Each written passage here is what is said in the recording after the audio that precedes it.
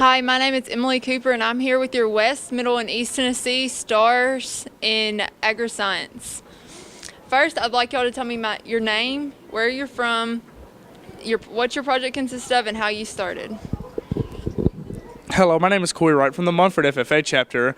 My project started because of a drought my sophomore year whenever we stumbled upon the hydroponic fodder system. We started this project because through an FSA youth loan or Farm Service Agency loan, we were able to pay for our sheep and feed. Well, the feed bill was so high because of the drought that we were having to spend on hay and the grain that we knew this could be an alternative pasture land that we could use for our sheep. It would not only cut out on the amount of hay and grain that we were having to use, but it could also cut down on the amount of money we were having to spend each month, where we were able to save, or I was able to save my chapter $1,754 a month. My name is Mary Delatorre of the Clark Range FFA chapter. My project started whenever my sheep first began lambing, because I wanted to research their milk production and the colostrum.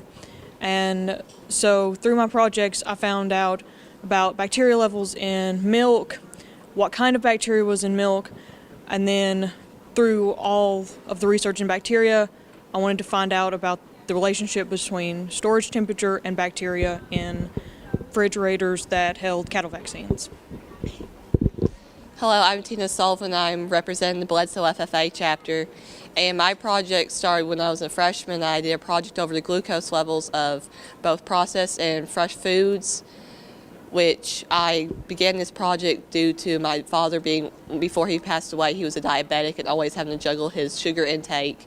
And then for my sophomore and junior year projects, they were over the effects of hydrocarbons and polymers on plant growth, where I found out how both use and new motor oil affect the plants growing from a germination, from a seed, and early growth stages.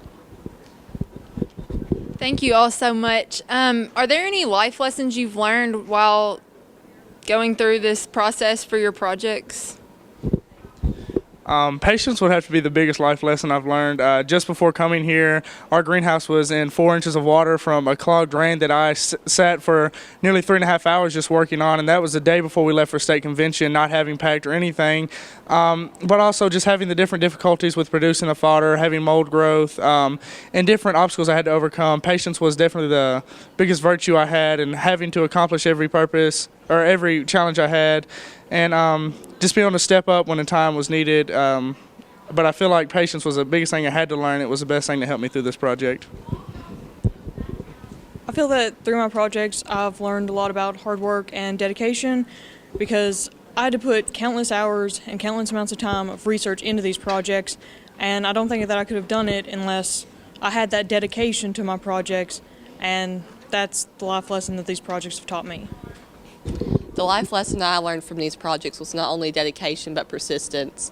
My freshman year doing my project, not only did I learn how to research, I also learned that I need to continue with what I'm doing, since I got second place that year at state, and then the following year, my sophomore year, again I got second at the state, which just gave me a bigger drive to try once more for my junior year, where I got first place finally and tried for nationals and got 18th and did not make the top 15. So it was just persistence that drove me to continue my research projects.